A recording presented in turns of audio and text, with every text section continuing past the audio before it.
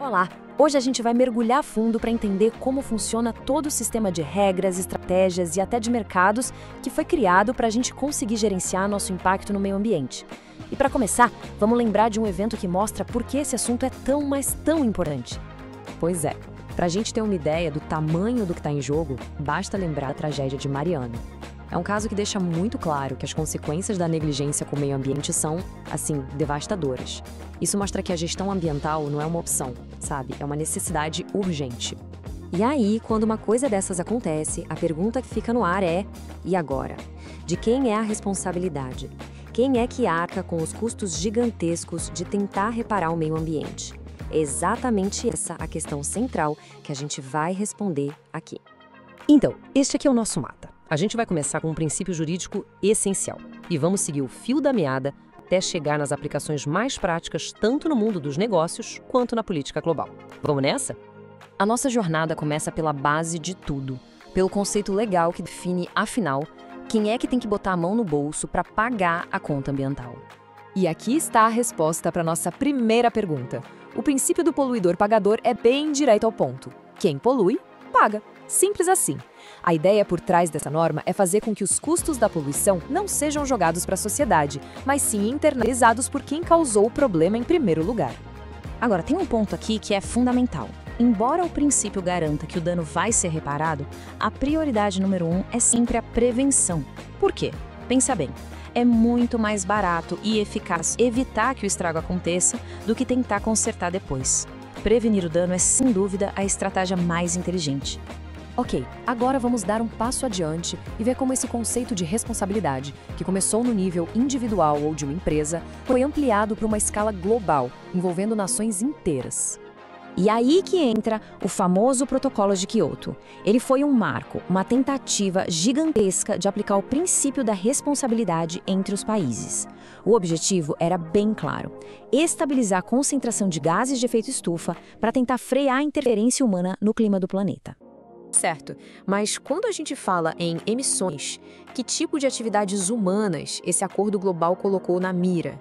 E a resposta, olha, abrange muita coisa. O protocolo foi atrás das emissões geradas pelo setor de energia, por processos industriais, como a fabricação de cimento, pelo uso de solventes, pela agropecuária e até pelo tratamento do nosso lixo e esgoto. Isso dá uma boa noção do tamanho da nossa pegada de carbono. Bom, com leis e acordos globais na mesa, como é que as empresas reagem a tudo isso? É aqui que a gente entra na ecoeficiência, que é basicamente a estratégia do mundo corporativo para lidar com essa nova realidade. A ecoeficiência é mais do que só cumprir a lei. É uma visão de negócio muito mais inteligente. A lógica é simples e poderosa: produzir mais com o menos. Ou seja, continuar oferecendo produtos e serviços de qualidade, mas, ao mesmo tempo, reduzir o impacto ambiental e o uso de recursos naturais. É juntar responsabilidade com competitividade. E como isso funciona na prática? Geralmente através dos 4 R's, que são uma espécie de hierarquia. A prioridade máxima é sempre reduzir a poluição lá na fonte. Se isso não for possível, a segunda melhor opção é reusar os resíduos dentro da própria empresa.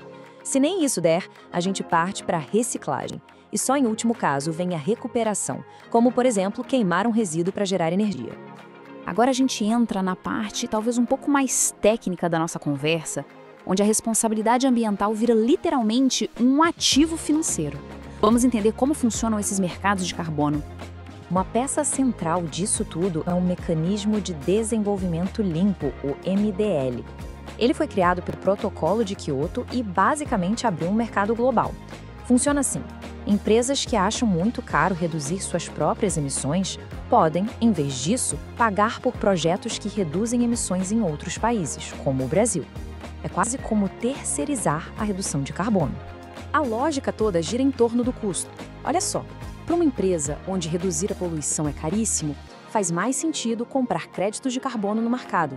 Já para outra empresa que consegue reduzir suas emissões por um custo baixo, compensa fazer isso e ainda vender os créditos que sobram. No fim, o mercado ajuda a garantir que a redução total de emissões aconteça do jeito mais barato e eficiente possível. E para medir tudo isso, a gente precisa de uma unidade padrão, uma moeda para esse mercado. É aí que entra a tonelada de CO2 equivalente. Ela serve para a gente poder comparar o impacto de gases diferentes, como o metano, por exemplo, convertendo o poder de aquecimento de cada um deles para um valor que seja equivalente ao dióxido de carbono. Para fechar, como é que a gente garante que as empresas estão de fato cumprindo seus compromissos, não só com o meio ambiente, mas também com a sociedade? Bom, é aí que entram as normas de verificação. Um ótimo exemplo disso é a norma SA 8000. É um padrão internacional que foca em garantir condições de trabalho justas e decentes. E o interessante é que ela se baseia na Declaração Universal dos Direitos Humanos. Isso mostra como a gestão ambiental moderna está cada vez mais ligada à responsabilidade social como um todo. As empresas passam por auditorias rigorosas para conseguir e manter essa certificação. E assim a gente fecha o ciclo. Nós partimos de uma ideia bem simples e poderosa, o princípio do poluidor-pagador, e vimos como, a partir dela, nasceu um sistema global super complexo e interligado, com acordos entre países, estratégias de negócio inovadoras e até mercados financeiros que não existiam antes. Mas isso tudo nos deixa com uma pergunta para a gente pensar. Será que esse sistema todo que nós criamos, com mercados e tecnologias, é a solução final? Ou será que, no fundo, a verdadeira chave para os nossos desafios ambientais está em algo mais profundo, talvez numa mudança real dos nossos próprios hábitos de consumo? A discussão com certeza está longe de terminar.